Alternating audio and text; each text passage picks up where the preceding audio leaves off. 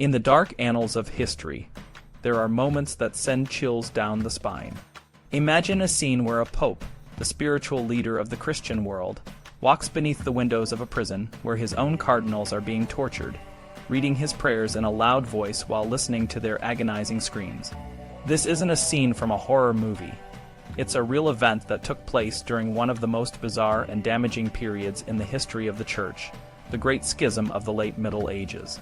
The Great Schism, which lasted from 1378 to 1417, was a time when the Catholic Church was divided into two rival factions, each claiming to have the true pope. One pope, Urban VI, was based in Rome, while the other, Clement VII, was in Avignon, France. This division didn't just affect the Church. It tore apart the fabric of European society, leaving people confused, disillusioned, and often desperate for answers. The schism began in 1378 when the cardinals elected a new pope, Urban VI, after the death of Pope Gregory XI. Urban VI was an Italian, and his election marked the end of a long period where the papacy was based in Avignon, France, under French influence. However, Urban VI's aggressive and often violent behavior quickly alienated many of the cardinals.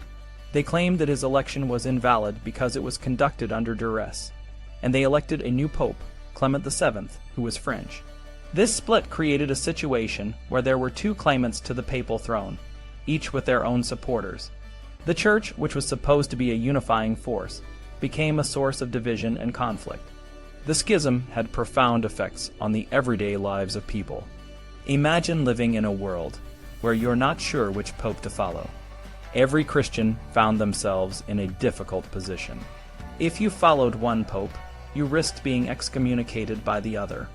This meant that you could be denied the sacraments, which were essential for salvation in the eyes of the Church. In some regions, there were even double bishops, each claiming to be the legitimate authority. This led to confusion and conflict within religious orders, with monasteries and abbeys divided in their loyalties. In cities like Flanders, political and economic rivalries added to the religious tensions.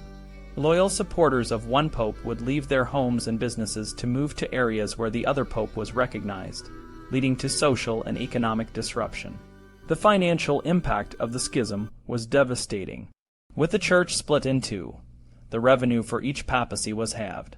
To stay afloat, both popes resorted to selling church offices, increasing fees for spiritual services, and selling indulgences, promises of reduced time in purgatory in exchange for money. This practice, which was already controversial, became even more widespread and abusive. The sale of indulgences, in particular, would later become a key issue in the Protestant Reformation. People began to question the Church's authority and the legitimacy of its practices. The financial burdens also strained the resources of local communities, as the Church's demands for money often outweighed its spiritual services. One of the key figures in the schism was King Charles V of France, known as Charles the Wise. Despite his reputation for wisdom, Charles played a significant role in prolonging the schism. He supported Clement VII, the French pope, in the hopes of regaining French influence over the papacy. Charles even granted Clement a third of the taxes from the French clergy, a move that further entrenched the division.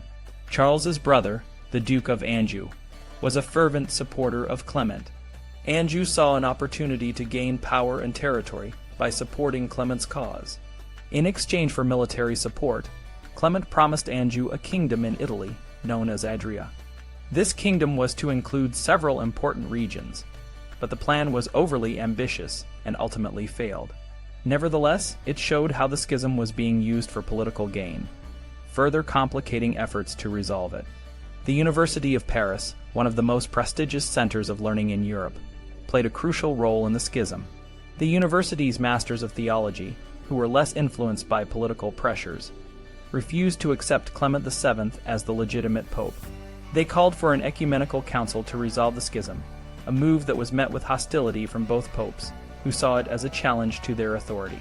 In 1381, the University of Paris formally called for a council, but their efforts were met with repression. The regent of France, the Duke of Anjou, had a master of theology named Jean Rousse arrested and imprisoned for advocating the council. This act of repression further alienated the university and the intellectual community, leading to a decline in the University of Paris's influence and prestige. One of the most significant consequences of the schism was the emergence of John Wyclif, an English theologian and philosopher. Wickliffe initially supported Urban VI, hoping for reform, but the financial abuses and the schism itself pushed him to more radical views. He began to question the authority of the Church and the papacy, arguing that the Church had become corrupt and that reform was necessary. Wycliffe's ideas were radical for his time. He believed that the Church should be under the control of the state, with the king as God's vicar on earth. He also rejected the divine authority of the Church and its sacramental system, particularly the Eucharist. Wycliffe's most controversial idea was that salvation was a matter of individual merit, not the Church's agency. This belief marked the beginning of a shift in religious thought, moving away from the Church's central role in salvation. Wycliffe's ideas spread through his translations of the Bible into English, which he hoped would allow ordinary people to read and understand the Scriptures directly. This was a dangerous idea, as it challenged the Church's monopoly on religious knowledge. Wycliffe's followers, known as Lollards, faced severe persecution, but their ideas laid the groundwork for the Protestant Reformation that would come a century later. The schism lasted for nearly 4 decades, causing immense damage to the Church and European society. It was finally resolved in 1417 at the Council of Constance, which deposed both Urban VI and Clement VII and elected a new pope, Martin V. The Council of Constance marked a turning point, but the damage had been done. The schism had exposed the Church's vulnerabilities and fueled the growing desire for reform. The Great Schism left a lasting legacy. It eroded the Church's authority and credibility, leading to a crisis of faith that would eventually give rise to the Protestant Reformation. The schism also highlighted the dangers of political interference in religious matters, and the need for a more transparent and accountable Church. For a teenager today, the Great Schism is a reminder of the power of institutions and the importance of critical thinking. It shows how even the most respected and revered organizations can be caught up in power struggles and corruption. It also underscores the importance of questioning authority and seeking truth, even when it is uncomfortable or dangerous.